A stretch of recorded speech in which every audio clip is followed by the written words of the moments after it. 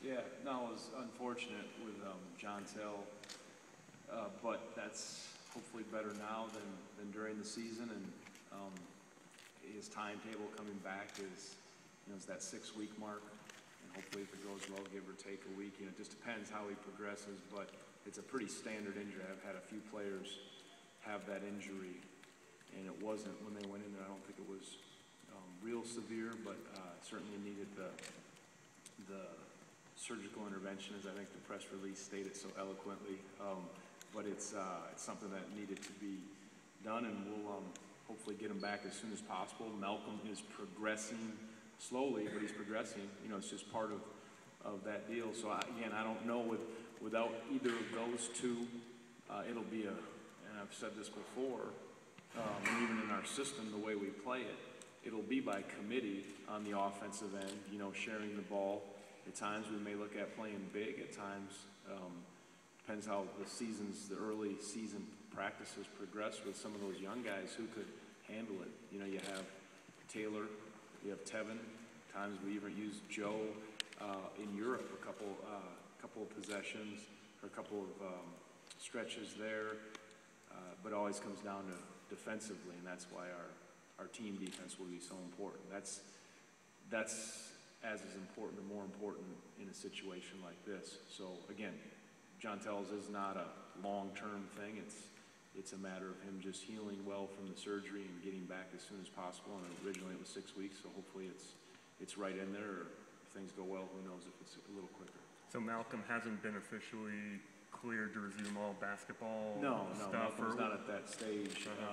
He's shooting, he's jogging, he's doing very light things, and it's just a natural progression. Again, it was a fairly significant surgery, as you know, and he getting stronger, getting better. I wish I had a timetable where I could say, hey, look, it's a month away, it's 2 months. I just don't, and we'll gauge that. Again, he had the surgery a while ago, but it's not a typical 6-week recovery. It's a longer recovery, and that's where he's at. But he's everything from all the tests, all of the scans and all that are very positive when the doctors when Doc looks at it, and where he sees his long-term success. Do you think he'll miss the season opener, though? Malcolm? Yeah. Hard to say. I don't know. As I said, I wish I could tell you how long it'll be. There's certainly a chance of that, yes. There's a fair chance John Tell and Malcolm could be out. There's a chance maybe one of them could be back. A lot will be determined, obviously, in these next few weeks.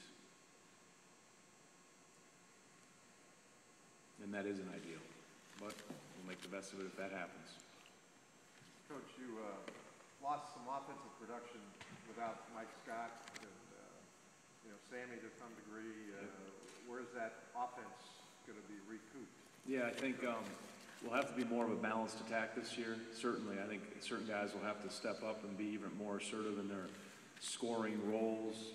Namely, you look at the stat sheet, and Joe Harris is our second leading scorer. But we'll have to get it. I think it'll be more of a balanced attack, as I said. Hopefully 4 or 5 guys that are in that whatever 8 to 12 range, as opposed to we weren't real balanced last year. But it absolutely losing a player that drew the attention that Mike Scott did will present some challenges. But I think we'll have to do it more probably with ball movement, player movement. A lot of our offense was geared towards getting the ball to Mike in certain spots and letting him go to work, where I think we'll look a little different this year.